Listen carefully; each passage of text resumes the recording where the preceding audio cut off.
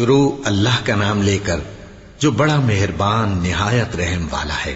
احمق لوگ کہیں گے کہ مسلمان جس قبلے پر پہلے سے چلے آتے تھے اب اس سے کیوں منہ پھیر بیٹھے؟ تم کہہ دو کہ مشرق اور مغرب سب اللہ ہی کا ہے، وہ جس کو چاہتا ہے سیدھے رستے پر چلاتا ہے، اور اسی طرح ہم نے تم کو امت معتدل بنایا ہے تاکہ تم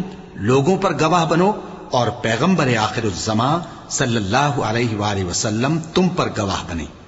اور جس قبلے پر تم پہلے تھے اس کو ہم نے اس لیے مقرر کیا تھا کہ معلوم کریں کہ کون ہمارے پیغمبر کا تابع رہتا ہے اور کون الٹے پاؤں پھر جاتا ہے۔ اور یہ بات یعنی تحویل قبلہ لوگوں کو گراں معلوم ہوئی، مگر جن کو اللہ نے ہدایت بخشی ہے وہ اسے گراں نہیں سمجھتے، اور اللہ ایسا نہیں کہ تمہارے ایمان کو یوں ہی ضائع کر دے۔ اللہ تو لوگوں پر بڑا مہربان ہے، صاحب رحمت ہے۔ اور اگر تم ان اہل کتاب کے پاس تمام نشانیاں بھی لے کر آؤ تو بھی یہ تمہارے قبلے کی پیروی نہ کریں، اور تم بھی ان کے قبلے کی پیروی کرنے والے نہیں ہو، اور ان میں سے بھی بعض کے قبلے کے پیرو نہیں۔ اور اگر تم باوجود اس کے کہ تمہارے پاس علم یعنی اللہ کا حکم آ چکا ہے ان کی خواہشوں کے پیچھے چلو گے تو ظالموں میں ہو جاؤ گے۔ جن لوگوں کو ہم نے کتاب دی ہے وہ ان پیغمبر آخر الزمان صلی اللہ علیہ وآلہ وسلم کو اس طرح پہچانتے ہیں جس طرح اپنے بیٹوں کو پہچانا کرتے ہیں، مگر ایک فریق ان میں سے سچی بات کو جان بوجھ کر چھپا رہا ہے۔ اے پیغمبر صلی اللہ علیہ وآلہ وسلم، یہ نیا قبلہ تمہارے پروردگار کی طرف سے حق ہے تو تم ہرگز شک کرنے والوں میں نہ ہونا، اور ہر ایک شخص کے لیے ایک سمت مقرر ہے جدھر وہ عبادت کے وقت منہ کیا کرتا ہے، تو تم نیکیوں میں سبقت حاصل کرو۔ تم جہاں ہوگے اللہ تم سب کو جمع کرے گا، بے شک اللہ ہر چیز پر قادر ہے۔ اور تم جہاں سے نکلو نماز میں اپنا منہ مسجد حرام کی طرف کر لیا کرو، بے شبہ یہ تمہارے پروردگار کی طرف سے حق ہے، اور تم لوگ جو کچھ کرتے ہو اللہ اس سے بے خبر نہیں۔ اور تم جہاں سے نکلو مسجد حرام کی طرف منہ کر کے نماز پڑھا کرو، اور مسلمانوں تم جہاں ہوا کرو اسی مسجد کی طرف رخ کیا کرو۔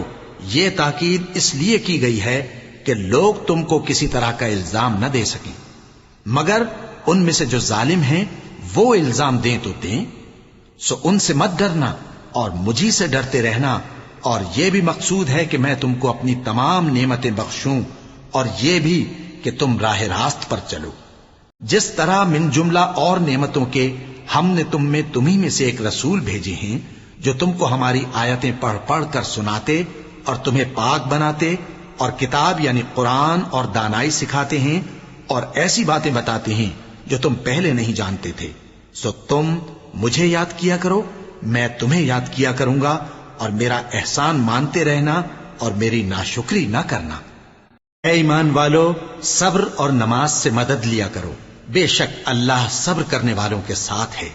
اور جو لوگ اللہ کی راہ میں مارے جائیں ان کی نسبت یہ نہ کہنا کہ وہ مرے ہوئے ہیں، وہ مردہ نہیں بلکہ زندہ ہیں، لیکن تم کو شعور نہیں۔ اور ہم کسی قدر خوف اور بھوک اور مال اور جانوں اور میووں کے نقصان سے تمہاری آزمائش کریں گے، اور صبر کرنے والوں کو بشارت سنا دو کہ ان لوگوں پر جب کوئی مصیبت واقع ہوتی ہے تو کہتے ہیں کہ ہم اللہ ہی کا مال ہیں اور اسی کی طرف لوٹ کر جانے والے ہیں۔ یہی لوگ ہیں جن پر ان کے پروردگار کی عنایتیں ہیں اور خصوصی رحمت بھی ہے، اور یہی سیدھے رستے پر ہیں۔